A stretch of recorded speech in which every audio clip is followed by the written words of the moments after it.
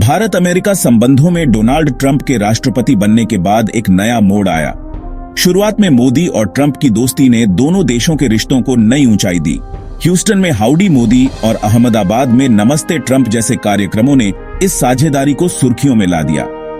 Trump प्रशासन ने भारत को एशिया में चीन के प्रभाव को संतुलित करने वाला अहम साझेदार बताया।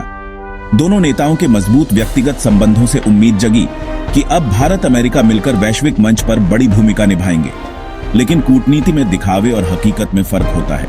ट्रंप की अप्रत्याशित कार्यशैली और अमेरिका फर्स्ट नीति ने जल्द ही रिश्तों में तनाव पैदा कर दिया। व्यापार और कूटनीति के कई मुद्दों पर मतभेद उभरने लगे। ट्रंप ने भारत को टैरिफ किंग कहा और व्यापारिक नीतियों की आलोचना की। भारत के लिए यह एक सबक था, व्यक्तिगत मित्रता कूटनीति का विकल्प नहीं हो सकती। संबंधों की असली बुनियाद राष्ट्रीय हित ही है।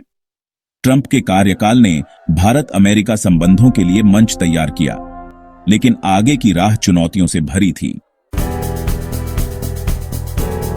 दोस्ती की शुरुआत के बाद जल्द ही ट्रंप की दबाव की राजनीति सामने आई।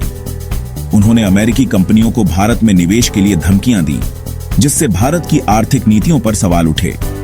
व्यापार के मोर्चे पर भी तनाव बढ़ा। ट्रंप ने दावा किया कि भारत जीरो टैरिफ डील के लिए तैयार है, लेकिन भारत ने अपनी स्वायत्तता पर समझौता करने से इनकार कर दिया। अमेरिका ने पाकिस्तान के साथ गुप्त समझौते की कोशिश की, जिससे भारत की चिंताएं और बढ़ गईं।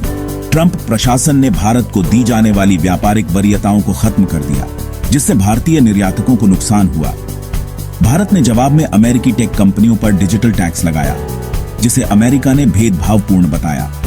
ट्रंप का व्यवहार एक व्यापारी जैसा था, दोस्ती के दावों के बावजूद हर रिश्ते में अपना फायदा देखना। भारत ने सीखा कि उसे अमेरिका के साथ संबंधों में सावधानी और आत्मनिर्भरता के साथ आगे बढ़ना होगा। ट्रंप के दबाव के जवाब में भारत ने रणनीतिक स्वायत्तता की राह पकड़ी। भारत ने साफ कर दिया कि वह किसी भी महाशक्ति के दबाव में नहीं आएगा। रूस पर पश्चिमी प्रतिबंधों के बावजूद भारत ने रूस से सस्ता तेल खरीदा और उसे रिफाइन कर यूरोप को बेचा। यह उसकी स्वतंत्र विदेश नीति का उदाहरण था। रक्षा क्षेत्र में भारत ने अमेरिका के F-35 जेट्स ठुकराकर फ्रांस से राफेल खरीदने का फैसला किया, जिससे वह किसी एक देश पर निर्भर नहीं रहा। भारत ने अमेरिकी टेक कंपनियों पर डिजिटल टैक्स लगाया और अपने आर्थिक हितों की रक्षा की। G20 शिखर सम्मेलन में भारत ने रूस के खिलाफ कड़े प्रस्ताव का समर्थन करने से इनकार कर संतुलित रुख अपनाया। भारत अब किसी गुट का हिस्सा बनने के बजाय वैश्विक नेता और मध्यस्थ की भूमिका निभा रहा है। ट्रंप के दौर की चुनौतियों ने भारत को अपनी विदेश नीति को इंडिया फर्स्ट के आधार पर फिर से गढ़ने के लिए मजबूर किया। अमेरिका के दबाव के बीच वैश्विक कंपनियां चीन से हटकर भारत की ओर बढ़ने लगीं। बेन एंड कंपनी के सर्वे के मुताबिक चीन की 69% कंपनियों ने भारत को नया ठिकाना चुना।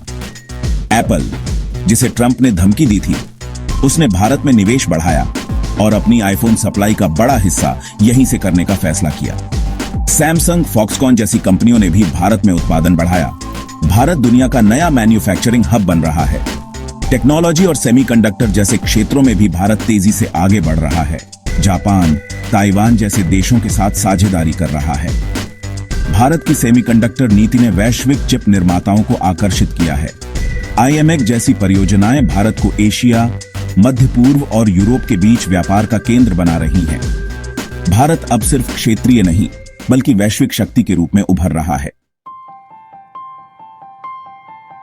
ट्रंप के दौर की जटिलताओं ने भारत को आत्मनिर्भर वैश्विक शक्ति बनने का मौका दिया है। विदेश मंत्री एस जयशंकर ने साफ कहा, भारत के रिश्ते किसी व्यक्ति पर नहीं, राष्ट्रीय हितों पर आधारित हैं। अमेरिका के साथ साझेदारी भारत के लिए फायदेमंद है, खासकर रक्षा, टेक्नोलॉजी और आतंकवाद के खिलाफ सहयोग में।